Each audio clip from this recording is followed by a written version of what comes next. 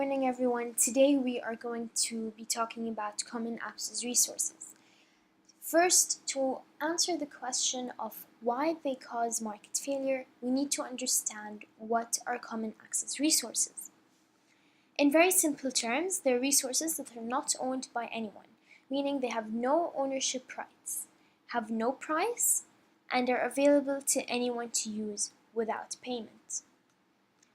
Now, common access resources have two main characteristics. They are rivalrous and non-excludable. To understand the first concept, let's assume two brothers, Tom and Jake, have gone fishing. Tom caught a fish, but his brother Jake did not. Now this means that the number of available fish to Jake have decreased by 1, because his brother Tom had caught a fish. So it means that the use of common access resources by some people reduces its availability for others. Now, if, for example, Tom catches 200 fish, Jake's available fish will also reduce by 200 fish. So there is rivalry there. The second concept is non-excludability. It's impossible to exclude anyone from using it. A man can't come to only Tom and tell him, "You are not allowed to go fishing, but your brother Jake can." Why can't we do this? This is because we lack a pricing mechanism. In a market or in an economy, the thing that excludes some people from buying or having good X is the price. Because if a person does not have, for example, $20, he cannot have good X. But if another person does have $20, he can have good X. So no price means anyone can use them. No one is excluded from this resource. So why are they considered market failure? They seem to be pretty good to the environment, to the world, to the factories and producers.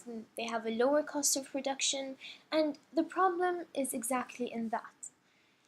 If a factory that's next to an ocean has a lot of waste to dump, it will throw it away in the ocean.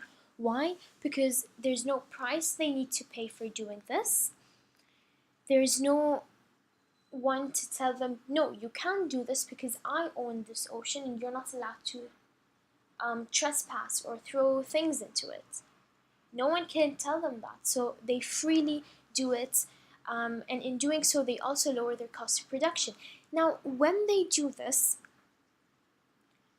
other people, other stakeholders get harmed. The oceans are going to be in a much worse state, more pollution, the number of fish available will die.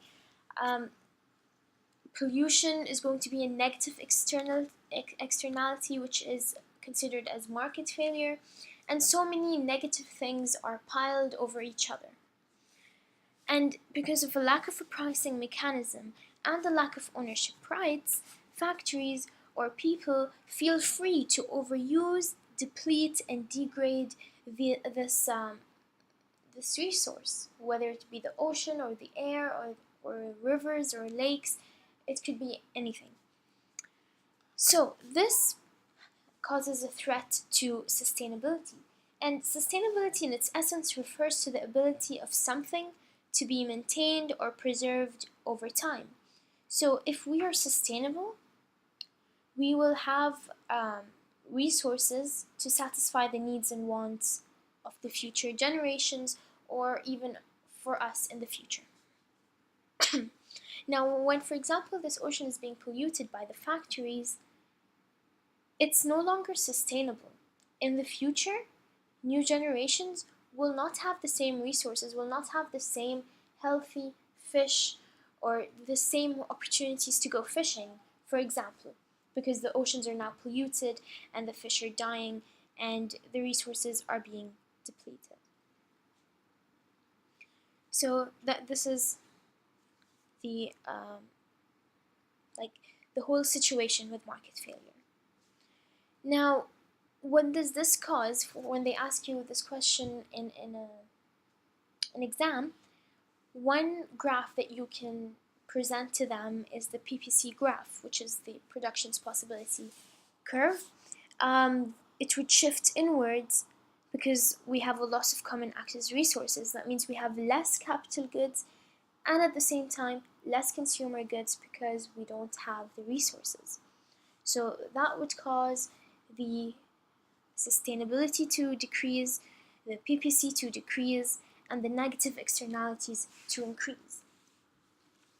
And our aim for a successful economy is to have sustainable development, where the development meets the needs of the present without compromising the ability of future generations to meet their own needs, and to preserve these natural resources for future use.